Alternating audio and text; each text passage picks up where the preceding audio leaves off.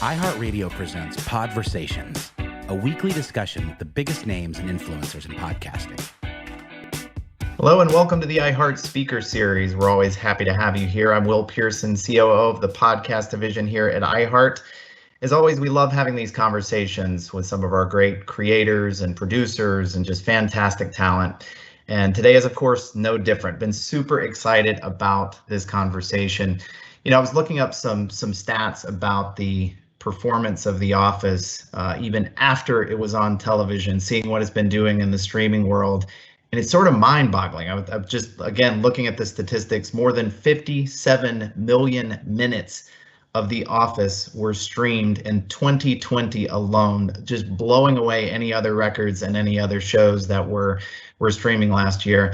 And the person I'm going to give all the credit to is our guest today. It is Brian Baumgartner, who of course played Kevin on there. So Brian, I've got to ask you, like, what was your secret? How did you get this show to be such a massive success? Well, thanks, Will. I have to correct you briefly. It was 57 billion minutes. No way. With a B. With a B, that takes it to another level. Which is insane. Yeah, I'll take all responsibility. Well, look, it's really why I was interested in doing this podcast. You know, the show was the #1 scripted show on NBC for most of its run. Kind of famously now, it started out very rough in the rating. But NBC didn't have a whole lot back then. So being the #1 scripted show it didn't feel huge. Since the show is over, it's now been 8 years, just 8 years as of like a week ago. Mm-hmm. What has happened to the show and how it has exploded with new viewers and younger viewers is insane. And really, that's why we started, was to ask why. Like, mm-hmm. why has this show now done this? And to go back to kind of the beginning and how it was set up creatively in terms of not just casting, but writers and aesthetic and shooting style and all of those things, and try to find if there are any clues to why it has not just survived this long, but that it's thriving. Now, to your point, it is the most watched show in television today, and that includes new shows, you know, young hip shows as well. It's crazy. It's unbelievable. So I was listening to an episode. I just loved it. You celebrated the 16th, the Sweet 16 of The Office. I guess it had been just a little over 16 years ago when the show debuted. And for this special episode, you were taking questions from listeners, and fans, which I thought was fantastic.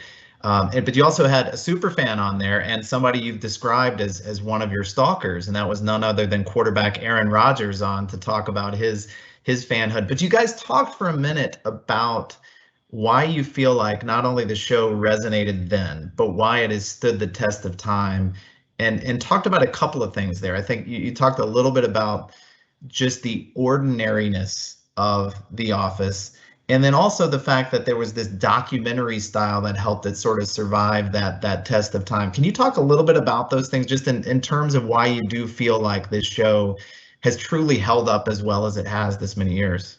Yeah, I think that there's a couple of things. And, you know, now Friends has been in the news the last couple of weeks, if you notice. Mm-hmm. I think it's a good example, and I'm certainly not diminishing their massive success. But, right. You know, if you watch some of the episodes of Friends, the hairstyles are a little bit kind of dated, or the clothing, the wardrobe, the question still remains about how these 6 people live in these particular apartments in New York and are mostly unemployed. But anyway, it has a sort of a dated feeling. It's like, oh, that happened a while ago. And I think it's kind of meta, kind of weird, but the show is shot as a documentary. Mm-hmm. So that it has sort of an intrinsic lived in feeling. And if you're watching a documentary, say, I don't know why I always say the 70s. I don't know who watches documentaries about the 70s, but if you're watching a documentary about the 70s or the 60s or whatever, you don't watch that and go, oh, it's so dated. Like the references are dated, right? because it's about that period of time. And I think what Greg Daniels and Ken Quappas and, the people producing the show really wanted to have it be a authentic, it was like ultra realism. Yeah. And because of that, you don't think about it, oh, that's dated, that's a weird reference. It's like, no, this was happening in this time and place. Mm-hmm. Though someone pointed out to me recently, there was 2 jokes in the pilot, one Donald Trump joke and one Hillary Clinton joke in the pilot of The Office 16 years ago. So, wow. So somehow somebody knew that those people would still be relevant today. I don't know. I think that that's one of the reasons that it has survived. I think the other thing is, we talked literally on set when the show was struggling and truly was almost canceled the first 2 years.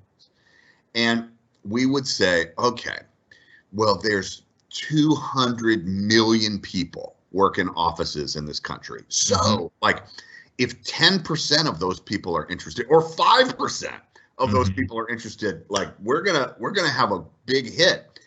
But I think what we didn't realize, which is now certainly true, is that young people would be into the show. And I think that the answer is the translation between an unreasonable boss who has you do unreasonable things, sitting next to people you don't choose to sit next to, has a very clear parallel to an unreasonable teacher who makes you do unreasonable assignments, and you sit year after year with these people oftentimes that you don't choose to, and you have these groups of people. And I think the resonances of those two things, it was never, I mean, unless no one has admitted it to me yet, it was not something that was planned or was thought about at all, but it clearly exists. Yeah, that makes a ton of sense. Actually, now that you say that, I have a daughter who's 15 and she loves the show. And we had talked about that a little bit because I was curious, why was this resonating with somebody who's never been in that office setting? And actually that clarity around the idea that they're facing the same sorts of scenarios as they sit in a classroom with a teacher who's essentially that boss and all of that. But the super fandom of the show just blows me away. I think there was one listener or fan that had written in and talked about having watched the entire series. Wasn't it something like 20 something times during COVID? Like, it was just unbelievable. Like, I probably knows some of the facts or details about the show that you guys wouldn't even remember. Oh, no, 100%. So coming up, spoiler alert, coming up, I talked to Billie Eilish, who was kind of a famous super fan. In fact, very quick tangential story. This is, I don't know, 2-3 years ago in the summer, my representation gets this call and they say, hey, would you allow your voice to be in a song this young woman, Billie Eilish, is coming? And I'm like, who's Billie Eilish? I don't know I have no idea who Billie Eilish is. And before the first album and stuff, I guess some young people did. So she has a song called My Strange Addiction, which is about The Office. So there's a number of us who are in that song, if you take a listen. So anyway, I talked to her for the podcast. That's coming up in a future episode. And we had some clips released a while ago, and she talks about watching it. I think it's 14 times. She believes she's on her 14th watch. And people's response, like online response to that, was like, amateur, only 14. Come on, I'm up to 34 or whatever. I mean, it's crazy to me. And I think you didn't ask this question, but I'll answer it anyway. That she talks a lot about it giving her comfort. Yeah. That there's a comfortable feeling. And I can't tell you just anecdotally how often I hear, like, we go to sleep with it every night. Like, we watch it before we go to sleep, or we fall asleep to it, which is, I never that huge of a compliment to me. But anyway, but there is, it's so weird. there is a meanness to Michael Scott, right? Like there on the surface, there is a kind of subversiveness, a kind of uncomfortable thing that occurs. But if you looked a little bit deeper than that, you see that people are generally and genuinely nice to each other. Yeah. It's not snarky or if somebody gets insulted, somebody else always has that person's back, you know? And I think it contributes to this idea of the fact that we really became a family during the shooting of this show because of the unique things that existed on this show that don't exist other places. Yeah, I think that's obviously part of the fun of getting to listen to this podcast, The Office Deep Dive, is hearing that family come back together. I mean, it's just so much fun. So for all those super fans or just fans of the show in general, this is such an incredible opportunity. And I'm wondering where the idea first came up to have. I mean, it truly is a deep dive. We're getting to experience this episode after episode of you having these very sort of lean back conversations with key cast members. Of course, you know, we expected to hear from a Steve Carell or a Jenna Fisher or a John Krasinski or any of those types. But frankly, I love the episodes where you're talking to people like, you know, Kate Flannery, who played Meredith, or Phyllis Smith, or some of the others, or even going back to the OG of the whole thing, Ricky Gervais, has just been so much fun. But maybe talk a little bit about that, you know, the origin of the idea to do this podcast. Yeah, I mean, it truly did start for me as an exploration. And I wanted it from the beginning to be kind of an active exploration of why is the show now what it is? So, right, it wasn't interesting to me to be like, wasn't that awesome? Wasn't it cool when we did that? But it was really like, okay, wait, now hold on. We came in to a broadcast television show, and all of the actors were there starting at, I don't know, 4:30 or 5 in the morning to get everybody ready, so that at 7:30 we sat at our desks for 30 minutes and they filmed us essentially doing nothing. What? How is, I mean, that seems like, right? That seems like a high school theater exercise, right? Like, we're going to get into character now.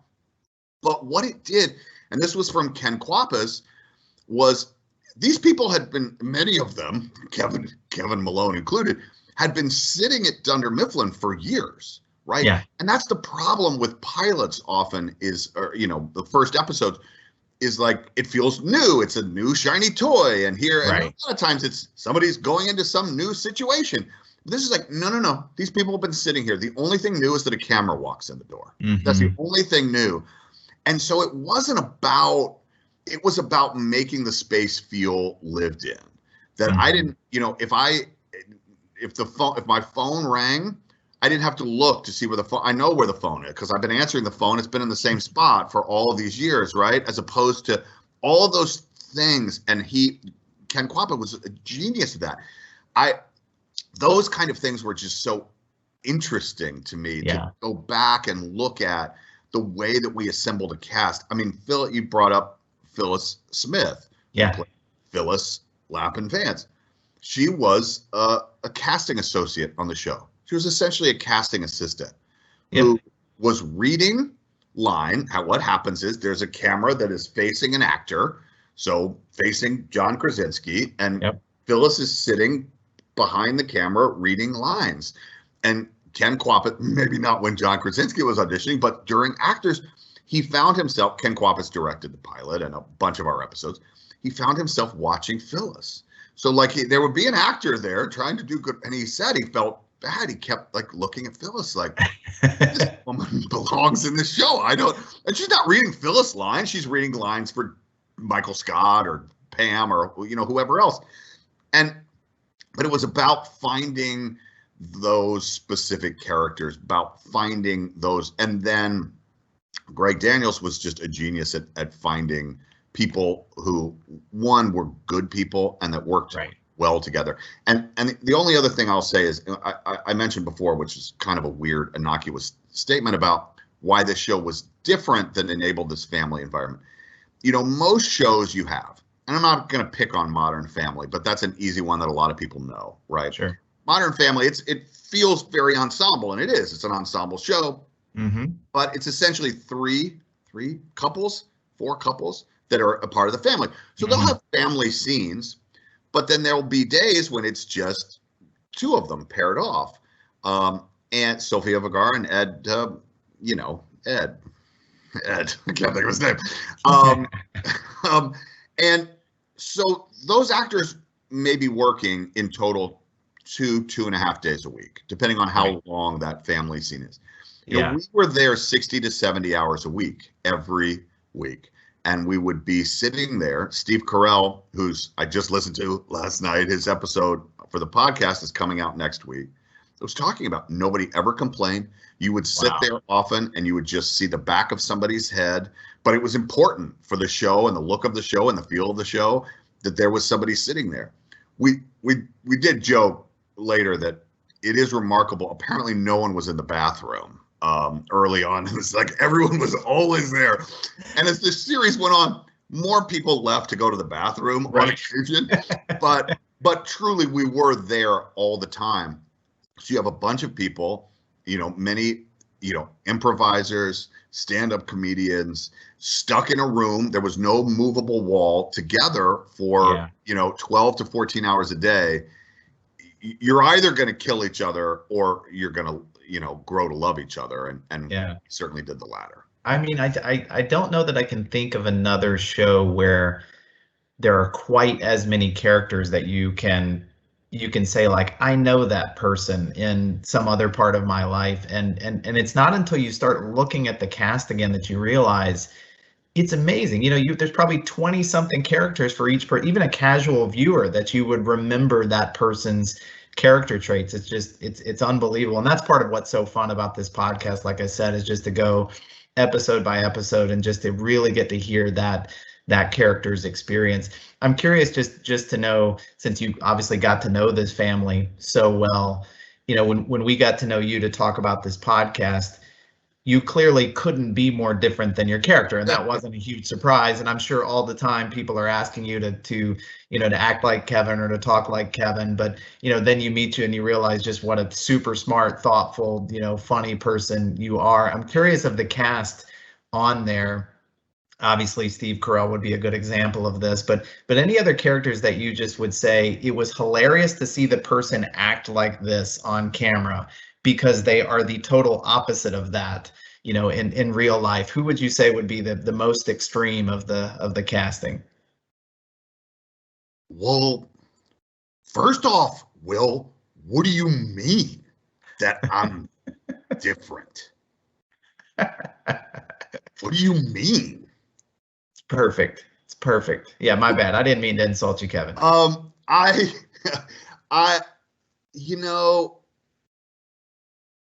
Rainn Wilson, well, it's so bizarre. I mean, to me, Dwight Schrute is maybe one of the greatest characters that ever exists. Yeah, and for sure. And we talk about this with a lot of people in the podcast, because here's another meta idea. You think, I want to make this as universal as I can for everybody. So what do? Well, let's make it general. Let's, this character lives in the Midwest and works in farming, and everything's sort of general. I didn't say that very well, but I'm getting to the point that what we found is that it's actually the opposite is true. That the more specific you are, then their needs and wants and desires become more universal. So, like, for example, Dwight Schrute. This makes no sense. He plays Dungeons and Dragons, loves anime, but drives a Trans Am and likes heavy metal music and wants to be a sheriff's deputy. His dream is authoritarian, yet, like all of nunchucks and Dungeons and Dragons, like it's this weird kind of like ultra aggressive but sensitive and wants authority but is really a nerd, but drives a Trans Am. Those things you don't put together, but the writers on the show, and with Rain's help, really constructed this character that people do go, oh, I know a guy like that, right? Because that's ultimately way more true to life than somebody else. And we talk about my character, right? Like on most television shows, I would be very sloppily put together, have absolutely no skill or redeeming social value on any way, right? Sure. Like I would just be that character. We had a thing and we would have long discussions. Kevin his tie was always up, was never down. He always wore a sport coat. It might not have fit great and his tie might have been short, but he was really putting in as best an effort as he can. He was the best basketball player in the office. He won a World Series of my favorite weird joke I'll share with you guys. It's the nerdiest. Oh, it's so nerdy that I didn't know about it for 2 years. The writers on the so Kevin Malone was in a Police cover band called Synchronicity. Okay, here's the joke. Kevin was the drummer, lead singer of a Police cover band. Okay? Right. Now, I don't really understand this, but the syncopation, I think, is the right word. The beat of the music of the drum and in Police and the singing is they're not synced up. So to be the lead singer and drummer, you would have to be a musical savant. Yes. Right. So that's the details sort of next level that the writers went into. Because for them, that was hilarious. They thought that was so funny that Kevin would have to be a musical savant to do this. But anyway, that attention to detail and of the characters, that was it was against what you thought, but it just brought so much more universality. Oh, it was so fun. And you're talking about Rainn Wilson. I loved part of that conversation that you guys had where you talked about the physical nature of the comedy as well, how each character really studied. How would this person walk? How would they hold themselves in a way that seems so identifiable and so different from everybody else? I just thought that was so interesting. There was something I wanted to ask you about when you guys left Dunder Mifflin. I'm curious, all of the just sort of the props and the pieces in there that we all identify with. Was there something that you were like, I've got to take this with me when I leave this office, when I leave this set? Was there a thing for you? It's so funny. So if we were in person, like most of these things would have been, I wouldn't be able to share, but actually because we're here, I've done some of these colleges and some other. This is actually something I can help with. I always get asked this question. I can never show it. So the very first, and these are all, by the way, not staged. These are on my desk currently. The very first joke that I ever had, it wasn't a great joke, but and I didn't really have it. Michael Scott says, Kevin, something about he's not a great accountant, but he's a great entertainer. And they cut to a shot of me with this giant pencil, pretending to draw.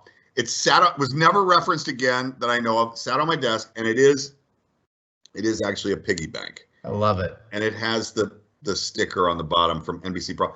Although there's no money in the piggy bank, I guess iHeart hasn't paid first quarter yet. But that's right. We'll there's a couple of other things. There's a couple of other.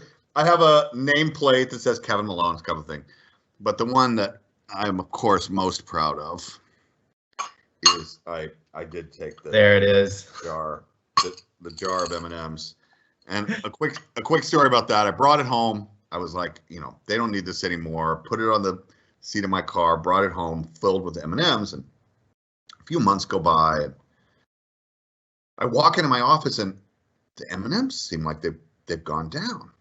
I'm like, well, that's weird. Is that who would be? I don't know. Like they've been there a long time. This is not me forgetting. Don't think about it. A couple more months, I come back and they're going like they're clearly the M&Ms are down now. And I'm like, what? Who is? And then I realized that my housekeeper every week would come in, grab a thing of M&Ms. Oh, that's hilarious. And so I panicked. I was like, how long do they last? They've been here a long time. But then I was like, what's worse? Like that I'm maybe poisoning her or that she's stealing from me? I don't know what is actually more, but I threw them away. Someone just threw a few in there, but I threw them away, and that's hilarious. But I have the. She may have known that. She may have just been a big fan, and that was she might have been. Yeah, that's pretty great. So you are such a good host of this podcast. It makes me wonder whether this is something that you would have wanted to do, even if the Office deep dive hadn't been something you guys had thought about. How have you liked podcasting? Do you enjoy it, and how is it different from everything else you've been up to? You know what? I love it. I truly do. And it is, I find it, there's a couple things. One is that I think that there is and I've been thinking about this a lot, there is a natural tendency on camera interviews set up for a studio audience, I feel like have a tendency to not be real. I feel like there are so many artifices, and myself included. If I'm aware where the camera is, I start all of those devices. Am I getting a laugh on this or that, or how is that reading or feeling, or even moderating something? And I feel like here, people have been so open to just having a conversation with me. And I think that, it is definitely something that, I want to continue doing. And I feel like, look, I'm not a journalist. Let's be really clear about that. But I think that there is, even for people, well, you brought up Aaron Rodgers or Billie Eilish or whoever, that I don't really know, that I didn't work with for 10 years. Right. But there's, because there's such a familiarity, not necessarily with me, but with the character, some fond memory that brings up for them, that people I have found get sort of ultra relaxed and say things that I don't think they would normally say to even a much more seasoned interviewer. So I love it. I love the process of it, and constructing not just the interviews, but the edits as well. It's been really fun. Well, it truly is. It's podcasting at its best, because people often say, the best podcast, you get to feel like you're almost eavesdropping in on a great conversation that you weren't necessarily supposed to be a part of, and feel like you're there. But I just love it, Brian. Thank you so much for doing this podcast with us. The Office Deep Dive is it's a brilliant podcast, and the best part about it is there's so much yet to come. So the episodes that have been out there are great, but there's that much more. So Brian, thank you so much, and look forward to the next episode. Thank you so much, Will. I appreciate it. And let me just say, it has been a pleasure to work with not just you, but your whole team and everybody at iHeart. It's you spend as much time now as I have working with different people, and I don't feel like it gets any better than you guys. So thank you so much for your support.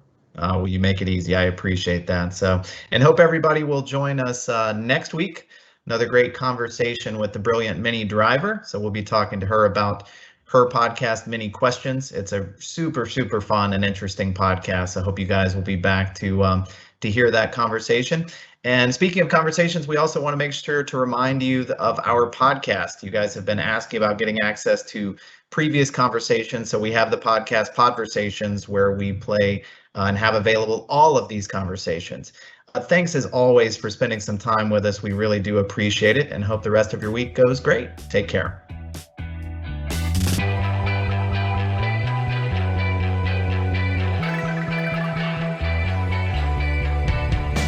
Podversations is a production of iHeartRadio. You can find more from the biggest names in podcasting on the iHeartRadio app or wherever you get your podcasts.